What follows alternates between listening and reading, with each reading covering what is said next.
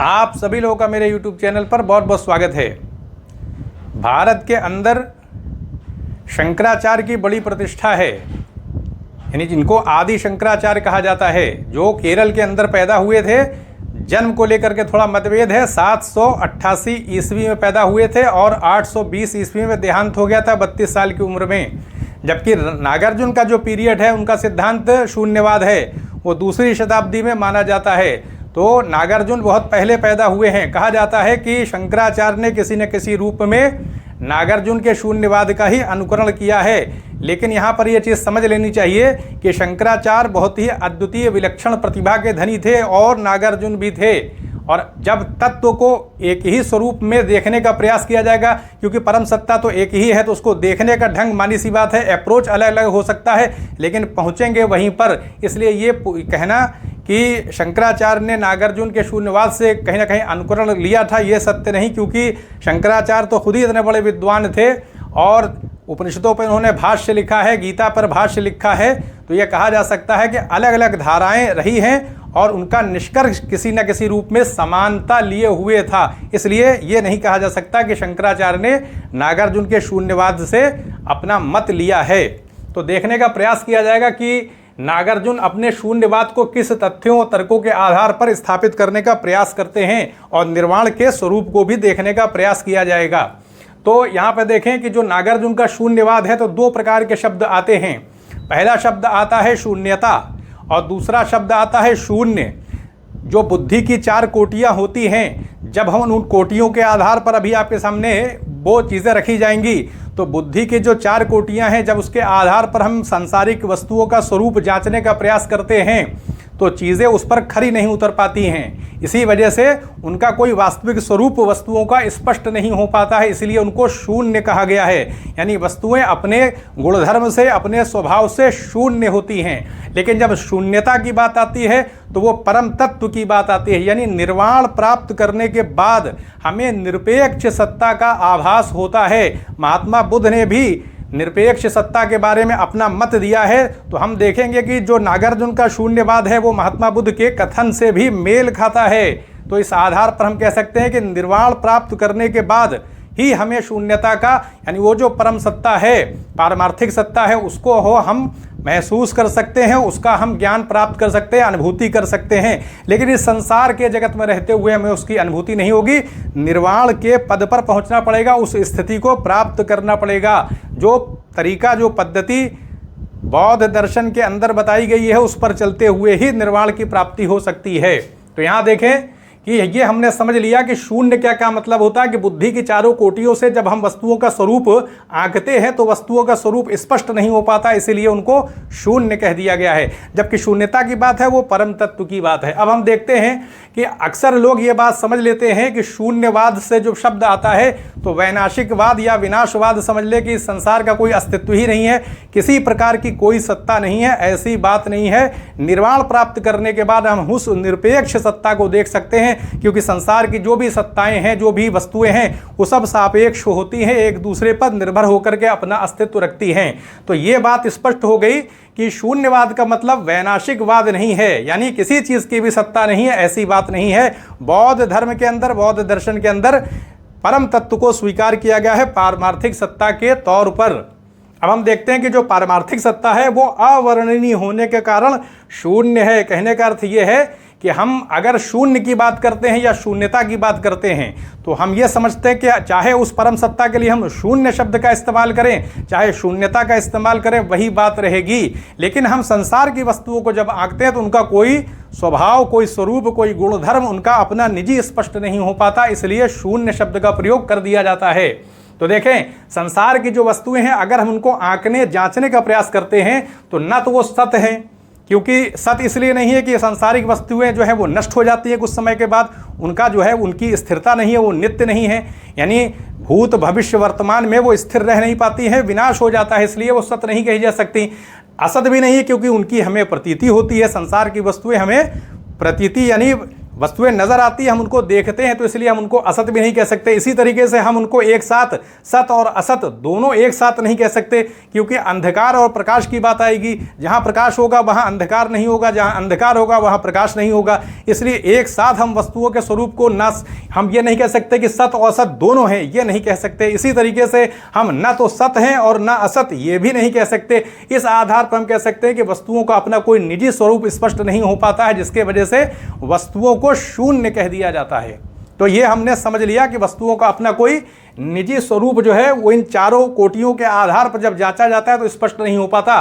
वस्तुओं का स्वरूप इन चारों कोटियों से रहित होने के कारण शून्य कहा जाता है। तो ये समझ लिया कि शून्य शब्द का जो इस प्रयोग किया जाता है वो सब वस्तुओं के अपने स्वरूप के संबंध में है, उनके अपने गुणधर्म के संबंध में है, उनकी क्वालिटी के बारे में है।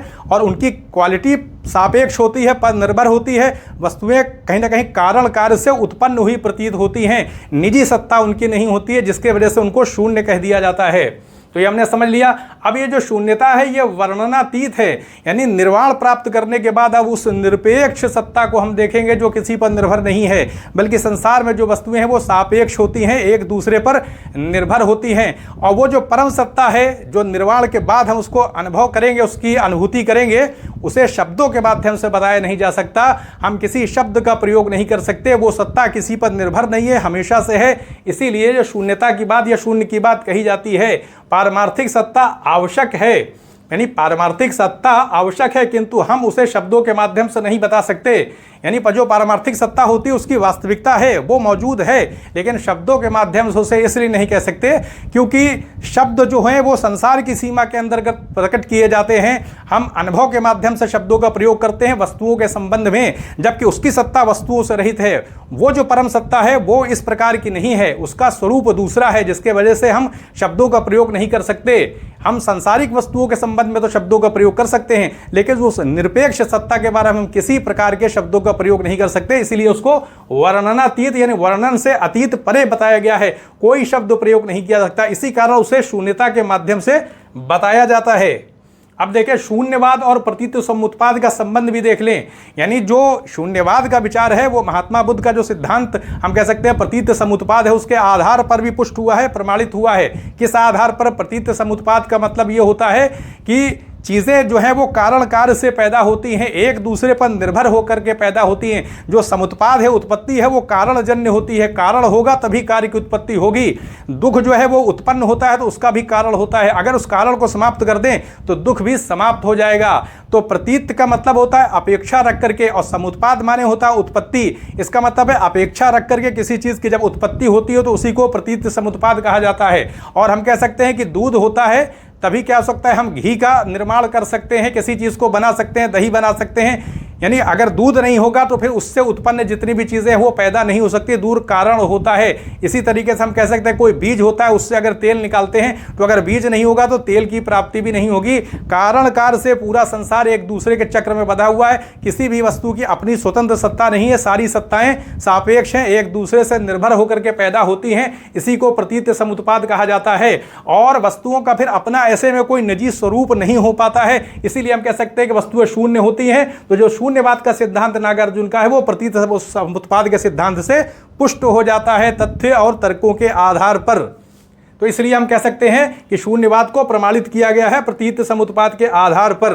यह भी हमने देख लिया। अब हम देखते हैं शून्यवाद को मध्यम मार्ग भी कहते हैं। मध्यम मार्ग का मतलब है कि अगर हम ये कहते हैं कि वस्तुएं सत्य होती हैं और अगर कहा जाए वस्तुएं सत्य नहीं होती हैं तो ये एक प्रकार से एकांतिक मत हो गया। जबकि जो शून्यवाद की स्थिति है या प्रतीत समुत्पाद के माध्यम से हम माने तो इस संसार की स्थिति बीच की आ जाएगी, मध्यम मार्ग की हो जाएगी। न तो हम कह सकते हैं कि संसार की वस्तुएं सत्य हैं और न ही हम कह सकते हैं कि संसार की वस्तुएं असत हैं, क्योंकि हम सत्य कह नहीं सकते, असत भी नहीं कह सकते। सत्य इसलिए नहीं कह सकते कि वस्तुएं नष्ट हो जाती हैं कुछ समय के बाद, असत इसलिए कह सकते कि उनकी प्रतीति होती है, और बाकी सत्य और असत एक साथ कह नहीं सकते। और जो चौथा वाला पक्ष है उसको भी प्रकट नहीं किया सकता, न सत है न असत है, कहने का अर्थ ये है। तो इस प्रकार से बुद्धि की जो चारों कोटियां हैं उसके आधार पर वस्तुओं का स्वरूप स्थापित नहीं हो पाता। इसलिए हम कह सकते हैं जो संसार की सत्ता है, ये जो जगत की सत्ता है वो मध्य में आ जाती है, यानी बीच में हो जाती है, ना है ना नहीं है, दोनों के मध्य में स्थिति है। इसलिए मध्यम मार्ग की स्थिति आ जाती है। इसके तहत वस्तुओं को न तो निरपेक्ष सत्य माना जाता है और न पूरा असत, एकांतिक मतों से भिन्न है ये। तो कहने का अर्थ है कि शून्यवाद को मध्यम मार्ग भी कहते हैं, क्योंकि वस्तुओं का अपना कोई निजी स्वरूप नहीं, इसलिए उनका जो चरित्र है वो मध्यम मार्ग पर स्थापित हो जाता है, उनकी सत्ता मध्य में स्थापित हो जाती है। न तो वो सत्य होती हैं और न असत्य होती हैं, बीच में रह जाता है मामला। अब देखें, वस्तुओं के पर निर्भर अस्तित्व को मान्यता दी गई है, यानी वस्तुओं के पर निर्भर अस्तित्व को मान्यता प्रदान की गई है। पर निर्भर अस्तित्व होता है, सापेक्ष होती हैं वस्तुएं, एक दूसरे पर निर्भर होती हैं, ऐसे में उनका अपना कोई निजी चरित्र नहीं रह जाता है।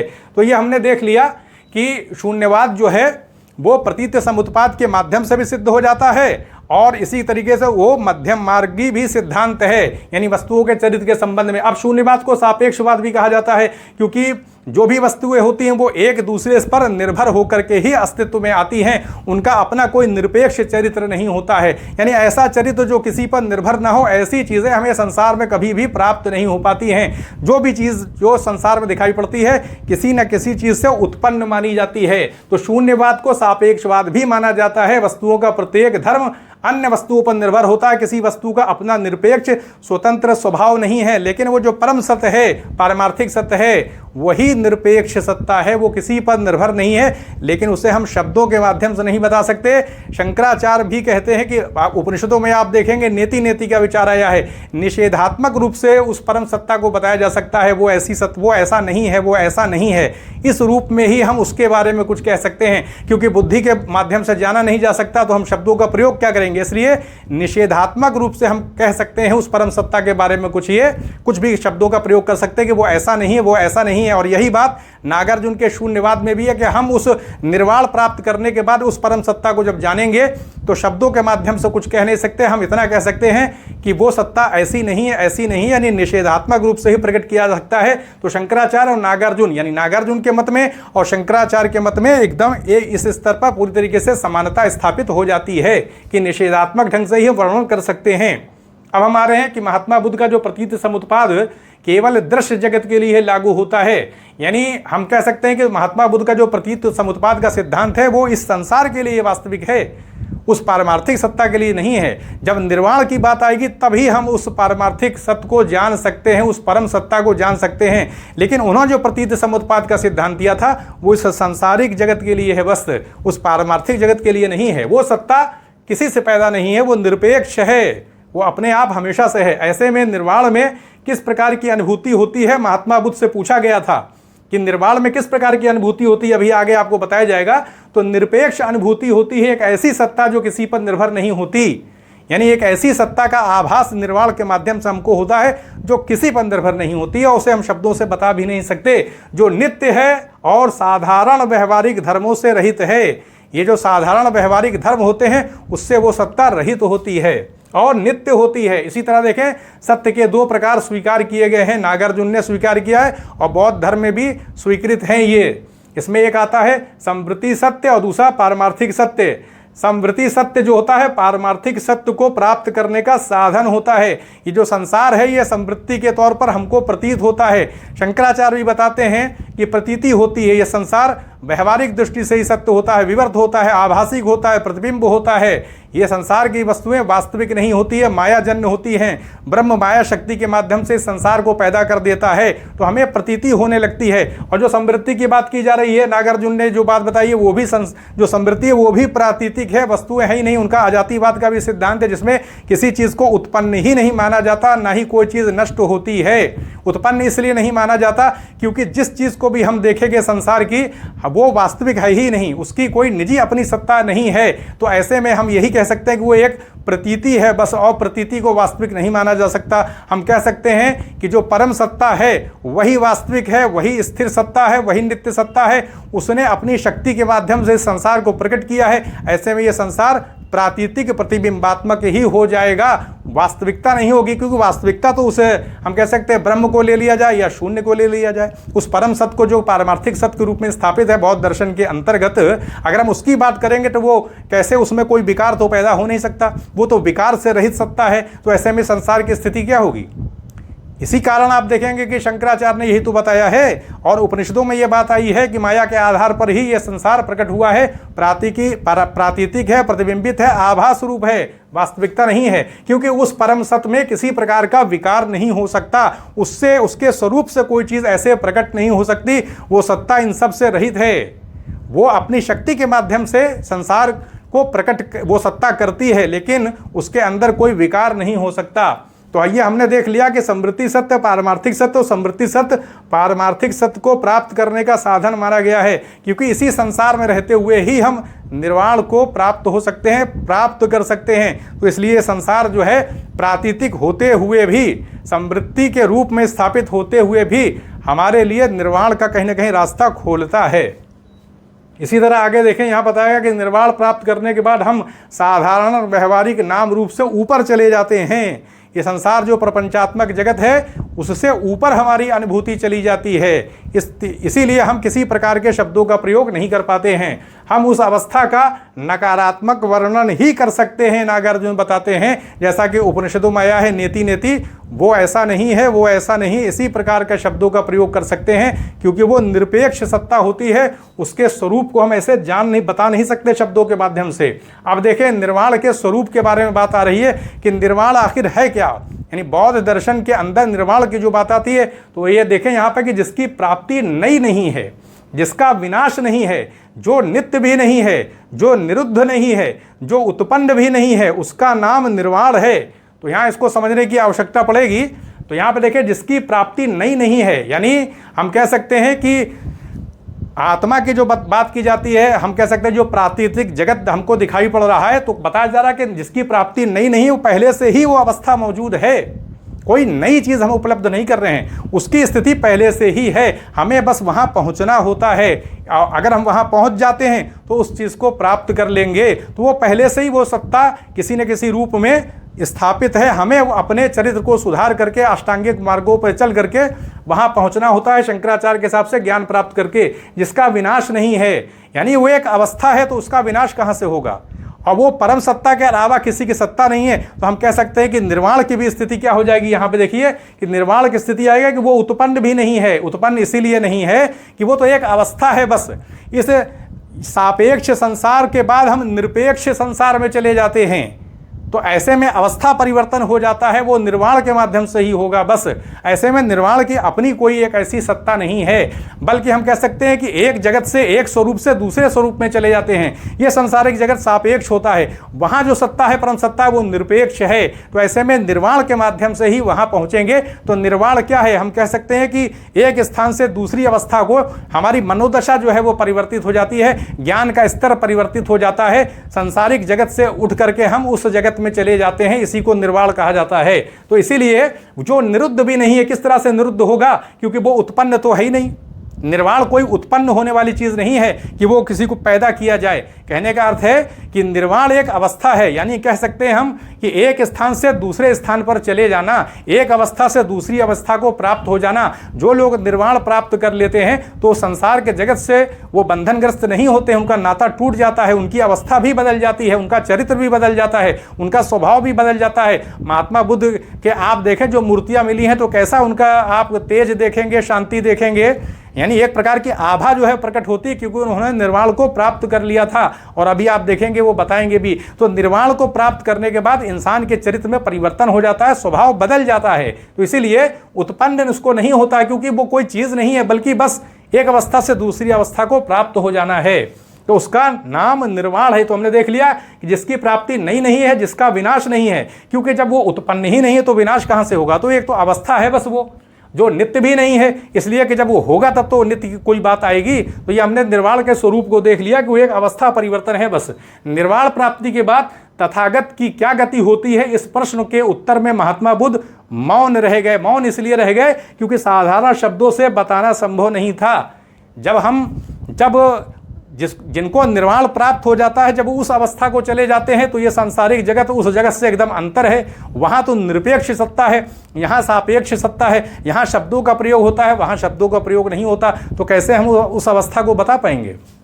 तो इसलिए निषेधात्मक रूप से ही बताया जा सकता है। महात्मा बुद्ध का कथन देख लेते हैं, मैंने गंभीर सत्य का अनुभव किया है, जो दुर्दर्श है, यानी आसानी के साथ उसको देखा नहीं जा सकता, बहुत दुर्लभ है, उसका दर्शन निर्वाण प्राप्त करना इतना सरल नहीं है। और दुरनुबोध है, यानी उसका अनुबोध करना, यानी उसका ज्ञान प्राप्त करना सरल नहीं है। और इसी तरीके से अतर्कावचर है, तर्क की सीमा से परे है वो सत्ता, वहां तर्क का कोई प्रयोग नहीं किया सकता, वो तर्क की सीमा से ही परे है वो परम सत्ता जो है, जिसको कि शंकराचार्य ब्रह्म कहते हैं। उपनिषदों में जो बात विचारधारा आई है उसी को नागार्जुन शून्य कहते हैं। और नागार्जुन कहते हैं कि उसी शून्य ने इस पूरे, हम कह सकते हैं समृद्धि के रूप में इस पूरे संसार को रचा है। यह संसार वास्तविक नहीं है। हम वो तो नागार्जुन तो ये भी कहते हैं कि ये उत्पन्न ही नहीं है, क्योंकि अगर वास्तविकता देखी जाएगी तो उत्पन्न भी नहीं माना जा सकता, इसीलिए वो अजातिवाद का सिद्धांत देते हैं। लेकिन हम समृद्धि के तौर पर व्यवहारिक रूप में अगर इस जगत को स्वीकार भी कर लेते हैं